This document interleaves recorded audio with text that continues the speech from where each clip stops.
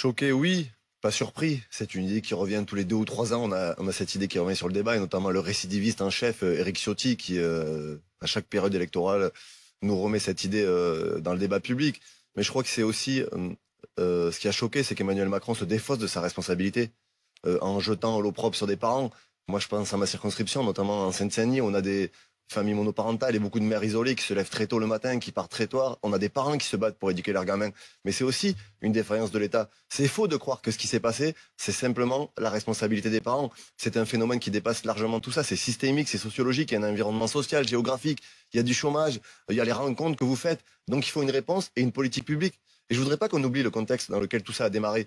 Tout ça a démarré parce qu'il y a un jeune homme qui a été tué par un policier et qui exige derrière des réponses politiques publiques importantes.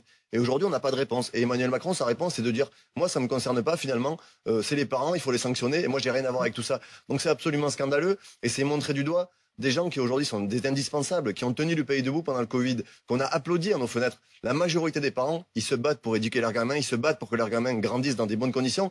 Et c'est encore une fois, je donne un dernier exemple. Dans ma circonscription, en Neuilly-sur-Marne, il y a des mamans qui sont tous les soirs dehors, à 23h, 23h30, pour éviter récupérer leurs gosses, pour éviter que la colère, elle s'exprime de manière radicale, comme on l'a vu ces derniers jours. Donc il y a des gens qui font des choses, il y a des gens qui s'engagent.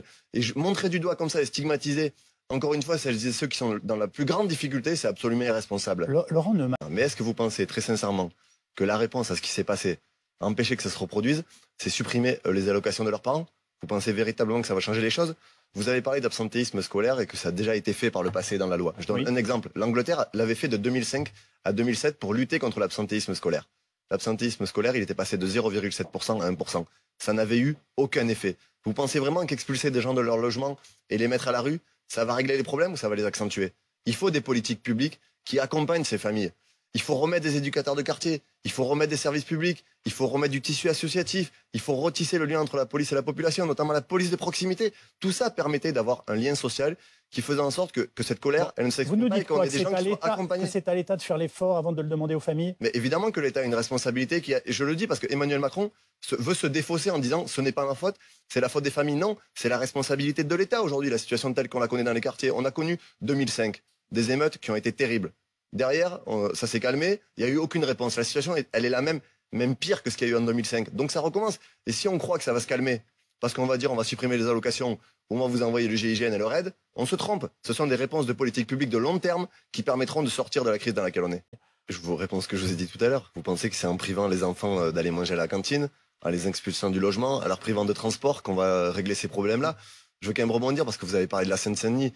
Et j'en ai vraiment marre que notre département, il serve de paillasson à l'extrême droite, où chaque fois, tous les problèmes, c'est la Seine-Saint-Denis. Vous avez parlé du trafic de drogue, vous avez parlé du trafic de l'économie parallèle. Je donne un chiffre. L'ensemble des transferts sociaux, c'est-à-dire les aides que reçoivent les gens, Oui. la moyenne par an, pour un habitant français, c'est 6 800 euros. En Seine-Saint-Denis, c'est 6 100 euros par mois. Voilà la réalité. Quand on dit que c'est un département qui est beaucoup plus aidé que les autres, c'est pas vrai.